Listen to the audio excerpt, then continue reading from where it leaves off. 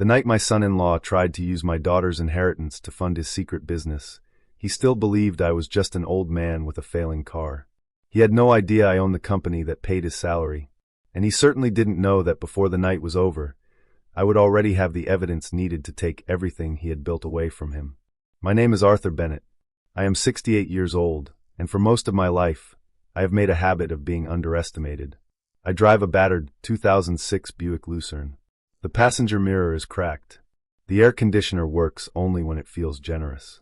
My clothes are clean but plain, and I live in the same quiet house I purchased almost 3 decades ago.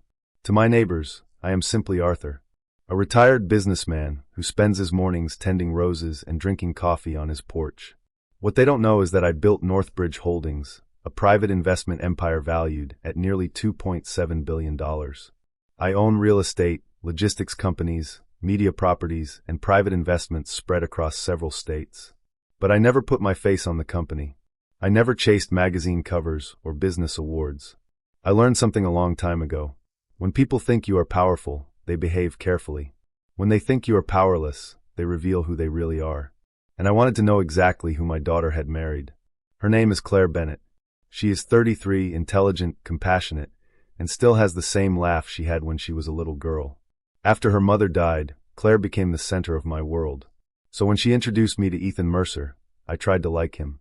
Ethan was 37, polished, confident, and obsessed with appearances. Expensive suits, luxury watches, business conferences, stories about important people he had met. Within minutes of meeting me, he told me about his graduate degree, his investment portfolio, and a private dinner he had attended in Manhattan. I simply smiled. That's wonderful, Ethan. 6 months later, Ethan became CEO of Mercer Freight Solutions, one of Northbridge Holdings' most valuable subsidiaries. He believed he had earned the position. He believed the board had chosen him after an intense executive search. He was wrong. I had personally approved his appointment. I watched his interviews. I reviewed his references. I approved his compensation. And then I went home, changed into old gardening clothes, and watered my roses. Ethan never suspected a thing. At first, I genuinely hoped he would prove himself worthy of Claire. Instead, he slowly revealed something much uglier. At a company dinner, someone asked what I did for a living. Before I could answer, Ethan laughed. "Oh, Arthur's retired," he said. "He's Claire's dad." Everyone smiled politely. I smiled too. But months later, I heard Ethan speaking about me when he thought I was nowhere nearby. "Claire's father," he said. "He's harmless. Just an old guy who never realized his best years are behind him." I stood around the corner and listened. I could have walked in. I could have told him exactly who I was. Instead, I quietly walked away, because Ethan had just made the biggest mistake of his life. He had shown me what he truly thought of me, and I had no intention of correcting him. Not yet, because 4 months later, Ethan's parents invited us to dinner. And that evening, they were planning to ask my daughter for something that would change everything. They just didn't know I was already waiting for them. For months after I heard Ethan call me harmless, his parents invited us to dinner. Their names were Richard and Evelyn Mercer, and they lived in a gated estate on the other side of town. Claire was excited about the invitation. "Dad, you're going to love them," she told me over the phone. "They're really looking forward to having everyone together." I smiled, even though she couldn't see me. "I'm sure it'll be a lovely evening, sweetheart." What Claire didn't know was that I already knew quite a bit about her husband's parents. Richard had spent decades in investment banking. Evelyn had perfected the art of making people feel poor without ever directly saying the word. And both of them had developed an unhealthy fascination with money. 2 days before the dinner, Ethan called me. That alone caught my attention. "Hey Arthur," he said. "Just wanted to give you a little heads up about Saturday." "About what?" There was a brief pause. "My parents are pretty traditional. You know how they are. I've never met them." "Right. Well, they care about presentation." I looked down at my faded work shirt. "I see. So maybe dress a little sharper than usual?" There it was. He didn't say I looked poor. He didn't need to. He wanted me to look like someone his parents wouldn't be embarrassed to have sitting at their table. "Of course," I said. "I'll dress appropriately." He sounded relieved. "Perfect. See you Saturday." After the call ended, I walked to my closet. I passed several expensive suits I hadn't worn in years. Then I chose a simple light blue shirt, dark trousers, and the same comfortable shoes I wore to church. Not because I couldn't afford better, because I wanted to see their reaction. Saturday morning, I woke before sunrise. I made coffee and sat beside the kitchen window, watching the light slowly touch the garden. For a moment, I thought about Claire. That was always the part that hurt. I could tolerate Ethan's arrogance. I could tolerate Richard and Evelyn judging me. But Claire loved this man, and I had spent years teaching her that money wasn't the measure of a person's worth. Now I was about to discover whether the man she married believed the same thing. I drove my old Buick to the Mercer estate. The moment I passed through the gates, I knew exactly what kind of evening this would be. Perfectly trimmed hedges, a stone driveway, a house large enough to make my entire neighborhood look modest. A young valet approached my car. His eyes moved from the Buick to me, then back to the Buick. "Good evening, sir," he said carefully. "Evening. I can take the vehicle. Thank you. Just be careful with the passenger mirror." He glanced at the cracked mirror. I almost smiled. "Of course, sir." I handed him the keys and walked toward the entrance. Richard Mercer opened the door. He was 70, tall, silver-haired, and dressed in expensive casual clothes that probably cost more than most people's monthly rent. "Arthur," he said, shaking my hand. His smile was polished. Not warm. Polished. "Glad you could make it. Thank you for having me." Then Evelyn appeared. She looked me over quickly. Not rudely. That would have been too obvious. Her eyes simply traveled from my shoes to my shirt and back to my face. Then she smiled. "Oh, Arthur," she said. "You're just as Claire described." I waited. She squeezed my hands. "So sweet. Sweet." That word landed harder than she realized. People don't call powerful men sweet. They call them successful, influential, respected. They call elderly men sweet when they have already decided those men no longer matter. I smiled. "That's kind of you." Then Claire came rushing toward me. "Dad." She wrapped both arms around me. For that one moment, nothing else mattered. I held my daughter tightly. "You look beautiful," I whispered. She pulled away and smiled. "You look handsome too." Behind her stood Ethan. His eyes landed on my clothes. Just for a fraction of a second, his expression changed. Disappointment. Then the smile returned. "Arthur," he said, placing a hand on my shoulder. "Glad you made it." I looked at him. "Wouldn't miss it." We entered the dining room. The table was enormous. Crystal glasses, fine silverware, candles, a meal prepared with the kind of precision that made even breathing feel expensive. I took my seat quietly. Richard immediately began talking about Ethan, his investments, his leadership, his achievements, how brilliantly he had transformed Mercer Freight Solutions. I listened. I nodded. I congratulated him. Then Evelyn turned toward Claire. "You must feel very secure with a husband like Ethan," she said. Claire smiled politely. Evelyn continued. "Not every woman is fortunate enough to marry a man who can provide so well." I looked at my daughter. Her smile remained, but her eyes changed. She was uncomfortable. I wanted to reach across the table and take her hand. Instead, I stayed silent, because I knew something they didn't. The real reason they had invited us wasn't family bonding. It wasn't affection, and it certainly wasn't dinner. They were waiting for the right moment to ask me for money, and when that moment finally came, they would discover that the quiet old man at their table had been listening very carefully. Then, just as dessert arrived, Richard reached beneath his chair. He pulled out a thick leather folder. He placed it directly in front of me, and when he finally spoke, the room became completely silent. "Arthur," Richard said, "there's something we'd like to discuss about Claire's future." I placed my fork down. Richard pushed the folder closer, and I saw Ethan watching me. Not nervously, hopefully. That was when I realized something far worse than asking for money. They weren't planning to borrow from me. They were planning to use my daughter's inheritance. And they had no idea whose money they were actually talking about. Richard Mercer kept one hand resting on the leather folder. He didn't open it immediately. Instead, he looked around the table as if he were about to announce something important and generous. Ethan sat beside Claire, unusually still. That was the first thing that caught my attention. Ethan was rarely still. He usually filled silence with stories about deals, executives, expensive restaurants, or some new achievement he wanted everyone to admire. Tonight, he was waiting, and waiting men are often more revealing than talking men. Richard finally opened the folder. "Ethan has an opportunity," he began. I looked at Ethan. He gave me a modest smile. An actor preparing for his favorite scene. Richard continued. "He wants to launch an independent logistics company. Something of his own. Something he can build from the ground up. Evelyn nodded enthusiastically. It's a wonderful opportunity, Arthur. Very exciting. I smiled. That sounds ambitious. It is, Ethan said quickly. Then he leaned forward. I've spent years building my reputation. I know the industry. I know the clients. I know exactly where the market is going. I listened carefully. There was something almost painful about hearing him describe a future he had already started believing belonged to him. Richard slid the folder toward me. We've had everything reviewed by professionals, he said. It's perfectly legitimate. I placed my fingertips on the leather cover. What exactly are you asking me to review? Richard exchanged a glance with Evelyn. Then he said it. We believe Claire's inheritance could be used as collateral for the initial financing. My hand stopped. Across the table, Claire's face changed. Dad, I didn't know they were going to. Ethan interrupted softly. Claire, we've talked about the opportunity. Not about using my inheritance. The room became uncomfortable. Richard immediately raised his hands. Let's not make this emotional. We're talking about an investment in your family's future. Family.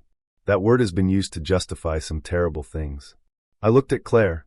She wasn't greedy. She wasn't excited about becoming wealthy. She looked frightened. That told me everything I needed to know. I turned toward Ethan. And how much financing are you seeking? About $1.4 million to begin with. Ethan said the number calmly, almost casually, as though he were asking me to help pay for a kitchen renovation. I opened the folder. The first page looked professional. The second did too. Then the third. I kept reading. Ethan watched me. Richard watched me. Evelyn watched me. Claire watched everyone. I reached the final page. Then I went back to the beginning. I read every paragraph, every condition, every number, every signature line. And as I read, something inside me became very quiet. Not angry. Not shocked. Quiet. Because there was something hidden in those pages that Ethan didn't understand. The proposal wasn't simply asking Claire to risk her inheritance. It would give Ethan access to assets that could leave my daughter financially exposed if his venture failed. And I knew something else. Something nobody sitting at that table knew. Claire's inheritance wasn't sitting in some ordinary account, waiting for a husband to borrow against it. I had structured it years ago, very carefully, because I had watched too many families destroy themselves when money became more important than love. I closed the folder. Ethan leaned slightly toward me. So? I looked at him.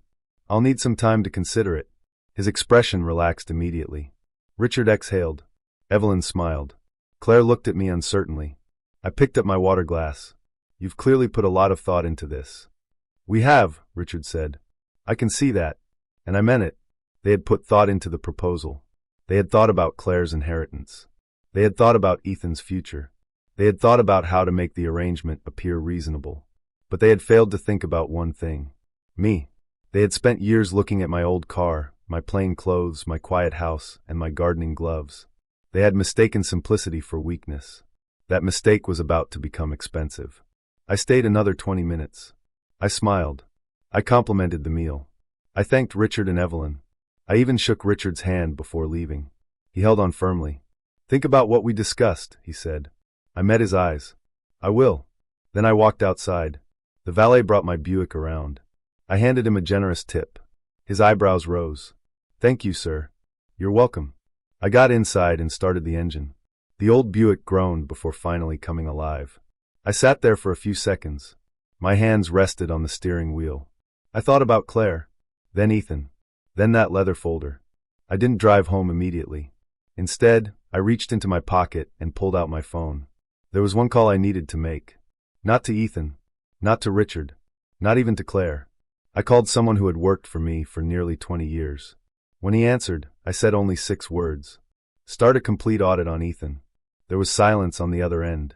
Then, understood, Mr. Bennett. I ended the call. The next morning, Ethan sent me a message. Morning, Arthur. Any thoughts on the proposal? I stared at those words.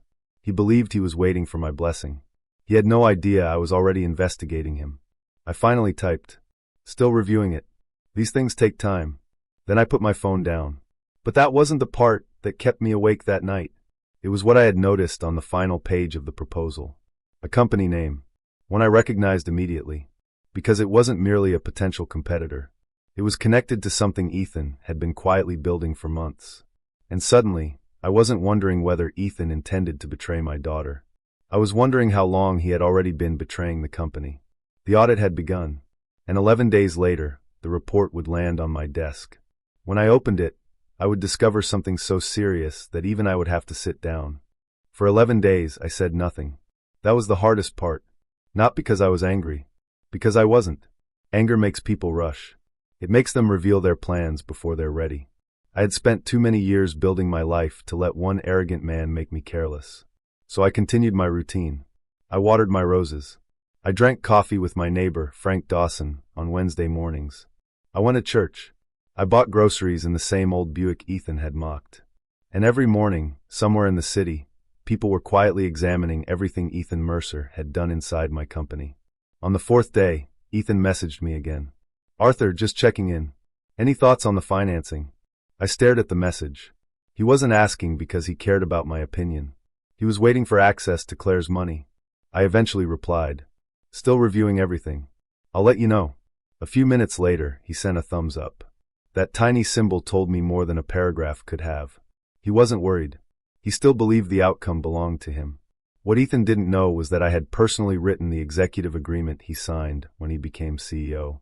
One clause had always mattered more than the others: a strict fiduciary duty and non-compete provision. It protected Northbridge Holdings if an executive ever attempted to use company resources to build a competing operation.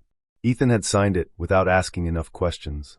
Perhaps he had been too busy admiring his new title. Or perhaps he had assumed an old man like me would never understand what was happening beneath his own roof. Either way, the document was waiting. So was I.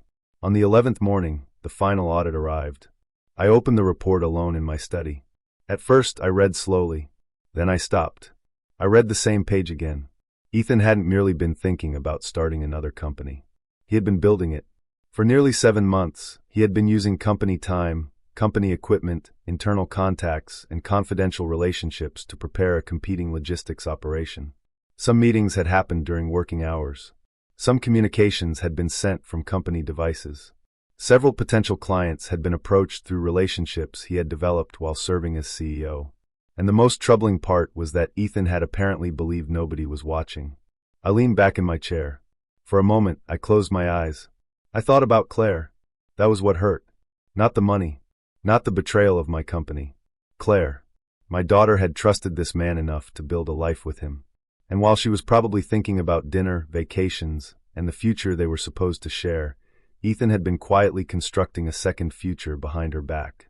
One where he could walk away with the knowledge, contacts, and opportunities my company had given him. I looked at the report again. Everything was documented. No assumptions. No rumors. No revenge based on suspicion. Evidence. That mattered to me. Because if I confronted Ethan, I wanted the truth to speak louder than I ever could. I reached for the phone. This time, I didn't call one person. I called the senior members of the Northbridge board. "Begin the formal review," I said. There was no anger in my voice. Just certainty. Then I opened my closet. For years, my expensive suits had remained untouched. That afternoon, I pulled one out. A dark charcoal suit. It was the same suit I had worn years earlier when I completed one of Northbridge's largest acquisitions. I pressed it carefully. The next morning, I drove to Mercer Freight Solutions. For the first time in years, I didn't park somewhere discreet. I drove directly into the reserved executive area. My name was on the corporate records.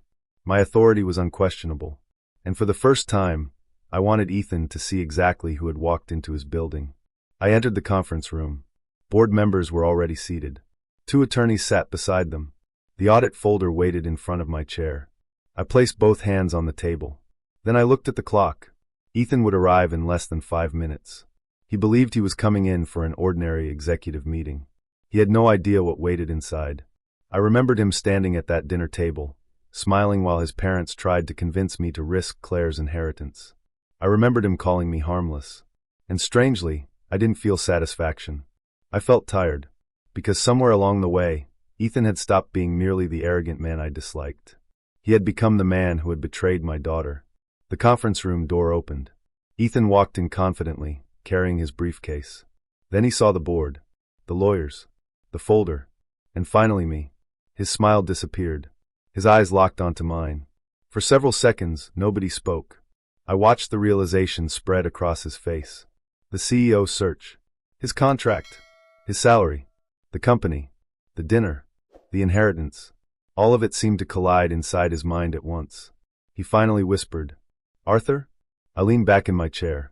"Sit down, Ethan." He didn't move. And then I said the sentence that made the color disappear from his face. "It's time we talked about who actually owns the company you've been trying to steal from." The room went completely silent. But Ethan still didn't know the worst part. Because before I confronted him about the audit, I had one more document to place on that table. And that document had been waiting for him for 3 years. Ethan remained standing. For the first time since I had known him, he didn't seem to know what to say. His eyes moved from me to the board members, then to the attorneys. Finally, he looked back at me. "Arthur, what is this?" I pointed toward the chair across from me. "Sit down." He slowly lowered himself into it. The confidence he had carried into the room was beginning to disappear. I opened the folder. "I'm going to explain this once, Ethan. So listen carefully." He swallowed. I turned the first page toward him. Mercer Freight Solutions is owned by Northbridge Holdings.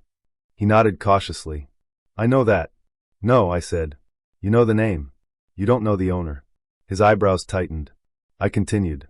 "Northbridge Holdings belongs to me." Silence. Ethan stared at me. I let him process it. Then I added the part that I knew would hurt most. "It has belonged to me for almost 17 years. His face changed. Not dramatically. There was no shouting. No sudden movement. Just a slow collapse of certainty. I watched him remember every conversation we had ever had. Every time he had dismissed me. Every time he had joked about my Buick. Every time he had introduced me as Claire's retired father. Every time he had spoken about his CEO position, as if he had built the entire thing himself. Then his eyes widened. "The interview process. Yes. The board. Yes. My appointment. Yes." Ethan leaned back. His face had gone pale. I could almost see the pieces connecting. The recruitment firm. The interviews. The references. The compensation package. The contract. None of it had happened without my approval. "You appointed me," he whispered. "I approved your appointment." He looked at the board. No one contradicted me. Then he looked back at me. "Why?" That question surprised me. Not because I didn't know the answer. Because I had expected him to ask about the audit first. Instead, he wanted to know why I had trusted him. I closed the folder for a moment. "Because Claire loved you." His expression changed again. I continued. "And because I believed you might become the man she deserved." Ethan looked down. I could see the shame beginning to settle over him. But I wasn't finished. I reopened the folder and pushed the audit toward him. "You spent nearly 7 months building a competing company while using Northbridge resources." He shook his head. "I wasn't stealing anything. You used company equipment. I was working. You contacted company clients. Those relationships were mine." I looked directly at him. "No, they were given to you because you represented my company." He stopped. One of the attorneys slid another document across the table. Ethan picked it up. His eyes moved quickly across the page. Then he froze. It was his executive agreement. The same agreement he had signed when he became CEO. I tapped one section. The fiduciary duty clause. His fingers tightened around the paper. "That doesn't mean." "It means exactly what the attorneys have explained to you." His voice dropped. "You knew this could happen?" "I wrote the clause." Ethan stared at me. "You wrote it? Years before you ever met Claire?" The room became silent again. I could see the anger trying to fight its way through his humiliation. "You set me up." "No." I leaned forward. "You set yourself up." I simply refused to look away. His eyes became wet. That surprised me. For all his arrogance, I had never seen Ethan close to tears. Then he whispered something I almost didn't hear. "I thought you were nobody." Those words hurt more than I expected. Not because they insulted me. Because they explained everything. I looked at him for several seconds. "That's the problem, Ethan." He looked up. "You thought being wealthy was the same thing as being important." I paused. "And you thought being poor-looking meant someone had nothing to lose." His face crumbled slightly. I could have destroyed him. The evidence was strong. The lawyers were ready. The board was waiting. One decision from me could have turned his professional life into a public scandal. But I remembered Claire, her face at dinner, her uncomfortable smile, her hands trembling beneath the table. I didn't want revenge. I wanted an ending. So I pushed one final document toward him. "Here is what happens now." Ethan stared at it. "You resign today." His mouth opened. I continued before he could speak. You leave quietly, professionally. Your reputation remains intact. He looked at the lawyers, then at the board, then back at me. And if I refuse? I gave him a tired smile. Then everything in that folder becomes part of the legal record. Ethan lowered his eyes. The silence lasted several seconds. Then he whispered, I'll resign. I nodded. Good. He reached for the resignation letter. His hand was shaking. And as I watched him sign it, I realized something. The man who had once mocked my old Buick wasn't being destroyed by me. He was finally meeting the consequences of his own choices. I stood and buttoned my jacket. But before I left, I remembered the leather folder from Richard's dinner. I turned back toward Ethan. One more thing. He looked up. The inheritance proposal. His face tightened. I continued. Tell your parents they don't get to touch Claire's money. Ethan stared at me. Then I gave him the final piece of information. Because this morning, I moved every dollar of Claire's inheritance into an account that only she can control. Ethan's expression went completely blank. But I wasn't finished. Because there was one more person who needed to hear what had happened. My daughter. And when I told Claire the truth about her father, her husband, and the company she had never known I owned, I had no idea whether she would thank me, or ask me the one question I had spent decades avoiding. I drove home without turning on the radio. For the first time in years, the old Buick felt unusually quiet. The engine rattled beneath the hood. The cracked mirror reflected the afternoon sunlight. Normally, those little imperfections made me smile. That day, I barely noticed them. Ethan was gone from the company. The audit was finished. Claire's inheritance was safe. On paper, everything had worked out exactly as I intended. But none of it felt like a victory, because there was still one person I had to face. My daughter. I parked outside my house and sat behind the steering wheel for several minutes. I thought about what I was going to tell her. Not about Ethan. Not first. About me. For most of Claire's life, I had deliberately hidden the size of my business from her. I had given her enough to live comfortably, but never enough to build her identity around my money. She knew I had worked in business. She knew I owned some investments. She knew I had done well. But she had no idea that Northbridge Holdings belonged to me. She didn't know I had billions in assets. She didn't know that the company where her husband had proudly served as CEO was ultimately controlled by her father. And I had always intended to keep it that way. I walked inside.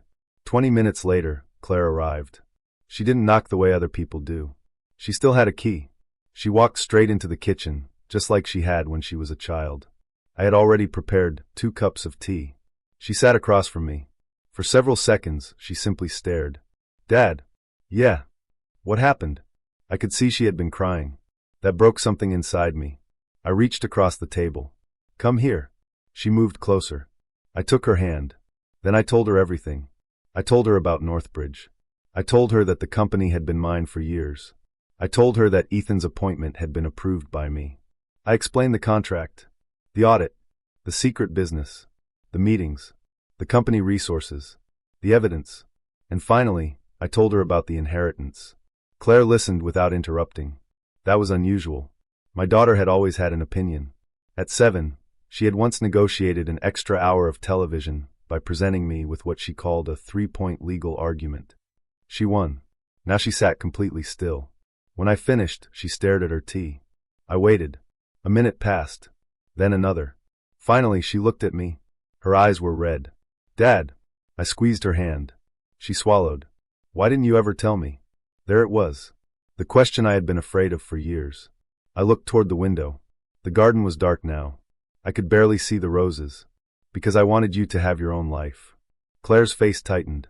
What does that mean? It means I didn't want every person you met to wonder what they could get from you. She stared at me. I continued.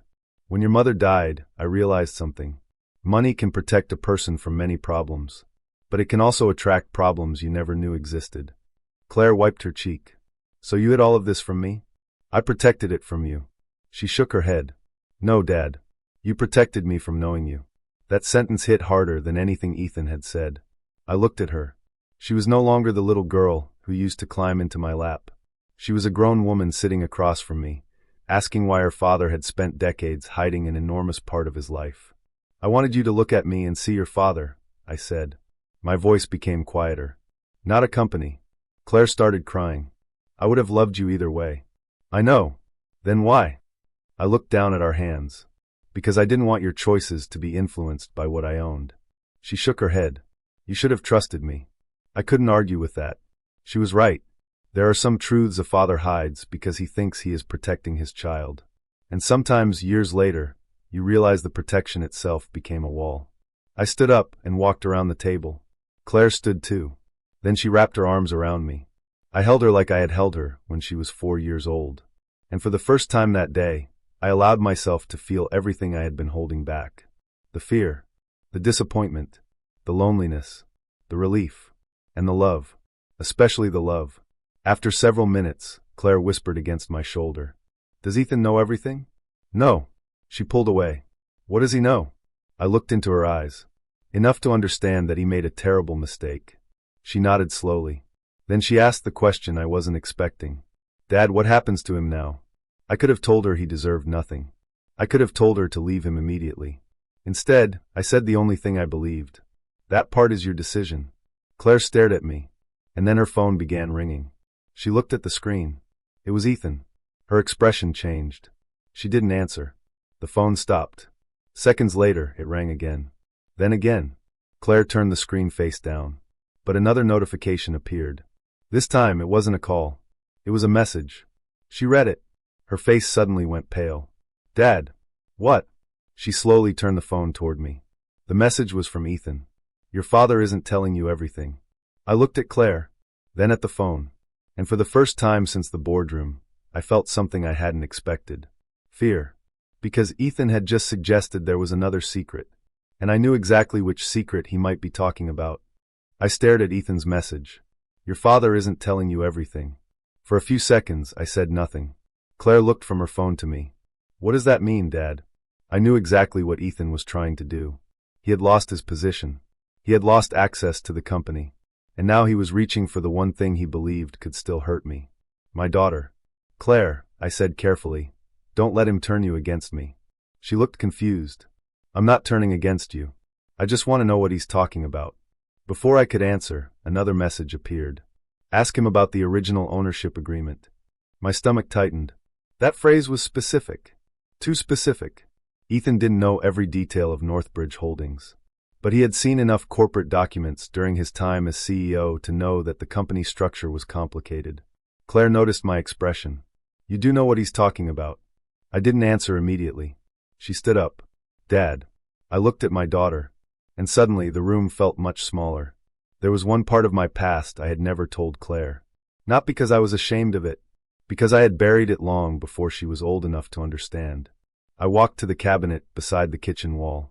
I opened the bottom drawer and removed a thin brown envelope. Claire watched me. What is that? Something I should have shown you years ago.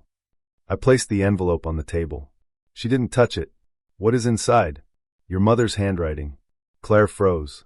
Her mother had been gone for more than a decade. Claire's voice became barely audible. Why would Ethan know about that? He doesn't. Then why did he mention the ownership agreement?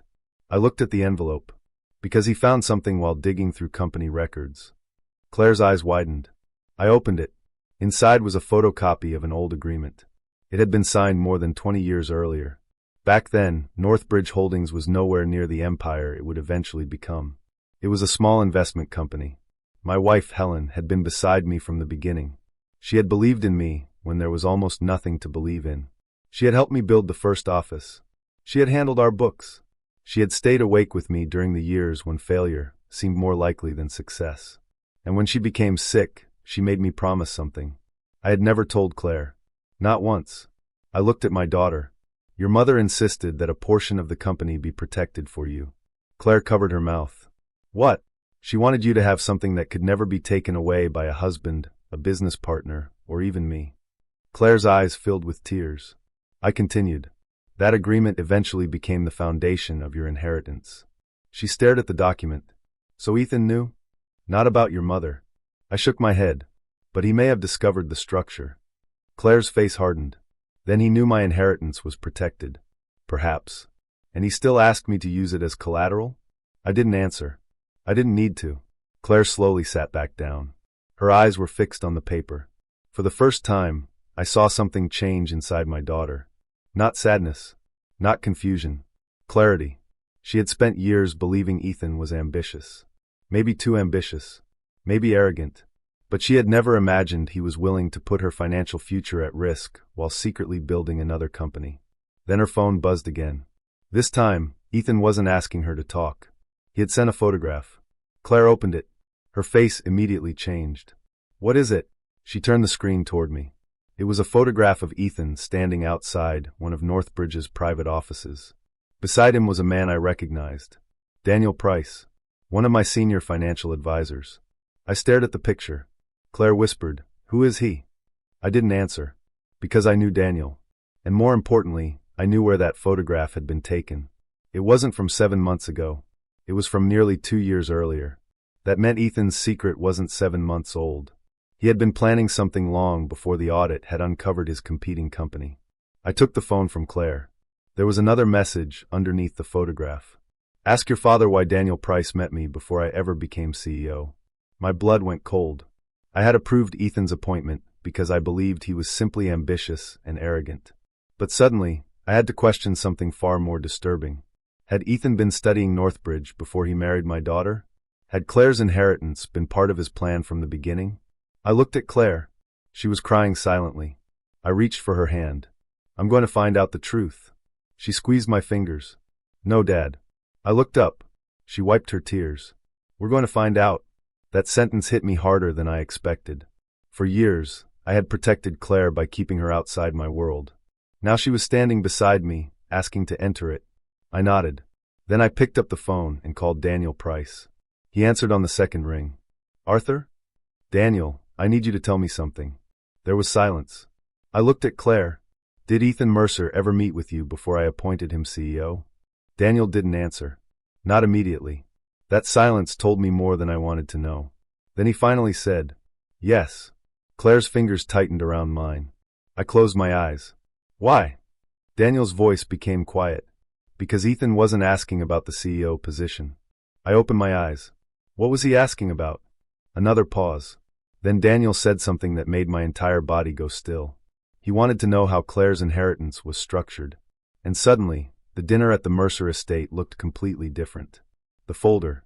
The request for $1.4 million. Ethan's confidence. His secret company. His questions about my daughter. It hadn't been one bad decision. It might have been a plan. And if Daniel was telling me the truth, Ethan hadn't married into my family by accident. He may have been hunting for something.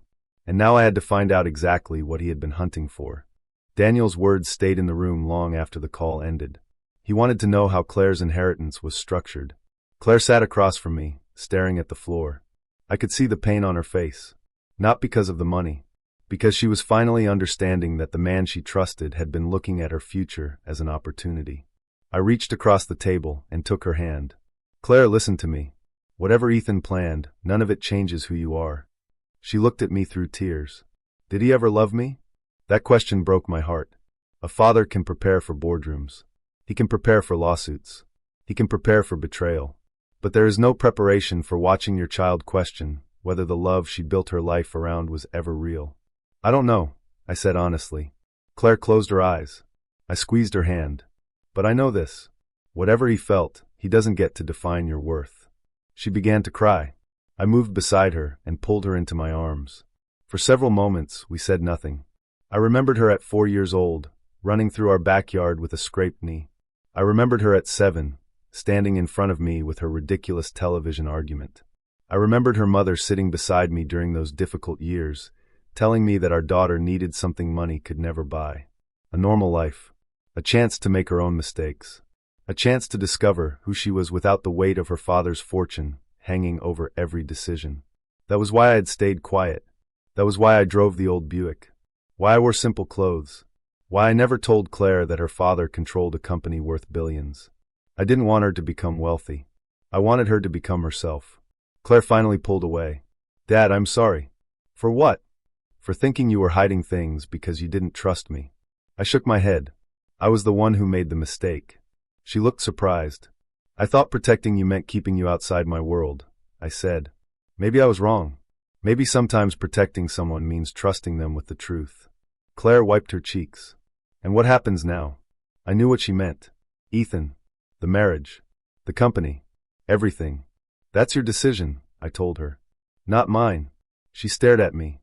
You could destroy him. Yes. And you won't. I thought about the audit, the evidence, the boardroom.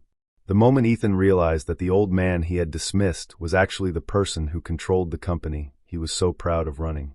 No, I said. I already gave him a choice. Claire looked at me. He can walk away quietly and rebuild his life honestly. Or he can fight the evidence and let the consequences follow him. She nodded slowly. Then she smiled through her tears. It was the same smile she had when she was a little girl. And suddenly, the billions didn't matter. The companies didn't matter.